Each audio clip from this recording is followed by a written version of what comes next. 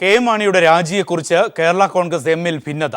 അടിയന്തര ഉന്നതാധികാര സമിതി ചേരണമെന്ന് ജോസഫ് വിഭാഗം ആവശ്യപ്പെട്ടു.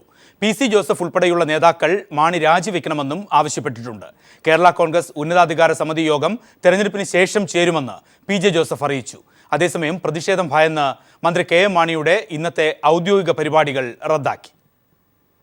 മാണിയെ പ്രതിസ്ഥാനത്ത് നിർത്തുന്ന കോടതി ഉത്തരവ് കേരള കോൺഗ്രസിലും പൊട്ടിത്തെറി സൃഷ്ടിക്കുകയാണ്.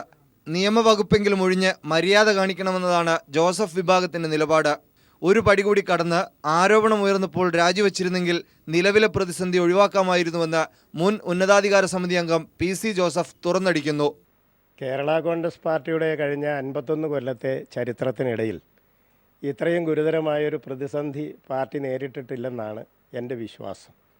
അതേസമയം പ്രതിസന്ധി ചർച്ച ചെയ്യാൻ ഉന്നതാധികാര സമിതി വിളിക്കണമെന്ന ആവശ്യം മാണി തള്ളി. പാർട്ടി കമ്മിറ്റി എപ്പോഴും കൂടാറുള്ളതാണ്. ഒരു കാര്യമില്ല. പാർട്ടി കമ്മിറ്റി ഉടൻ ചേരേണ്ട കാര്യമില്ല. അങ്ങനെയല്ലല്ലോ. പാർട്ടി കമ്മിറ്റി ഇതിനു വേണ്ടിയിട്ടല്ല. പാർട്ടി കമ്മിറ്റി റെഗുലറായിട്ട് ഞങ്ങൾ പാർട്ടി കമ്മിറ്റി ചേരുമ്പോൾ ആനുകാലിക സംഭവ വികാസങ്ങളൊക്കെ ചർച്ച ചെയ്യും. തദ്ദേശ തെരഞ്ഞെടുപ്പിന് ശേഷം ഉന്നതാധികാര സമിതി ചേരുമെന്ന് പി.ജെ. ജോസഫ്.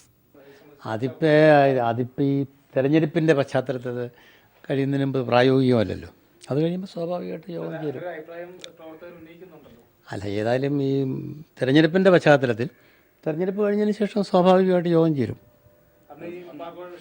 അല്ല, എല്ലാ വിഷയങ്ങളും ചർച്ച ചെയ്യും. അപ്പീൽ നീക്കങ്ങൾക്കിടെ പാർട്ടിയിൽ നിന്നുയർന്ന ഭിന്നാഭിപ്രായം മാണിയെ തീർത്തും പ്രതിരോധത്തിലാക്കുന്നു. കോടതിയിൽ നിന്നേറ്റ തിരിച്ചടിയുടെ പശ്ചാത്തലത്തിൽ മാണിയുടെ തെരഞ്ഞെടുപ്പ് പ്രചാരണ പരിപാടികളും റദ്ദാക്കി. ഇന്ന് ഇടുക്കിയിൽ നിശ്ചയിച്ചിരുന്ന 4 യോഗങ്ങളും റദ്ദാക്കിയിട്ടുണ്ട്. News bureau, Idukki, Kottayam, Thiruvananthapuram.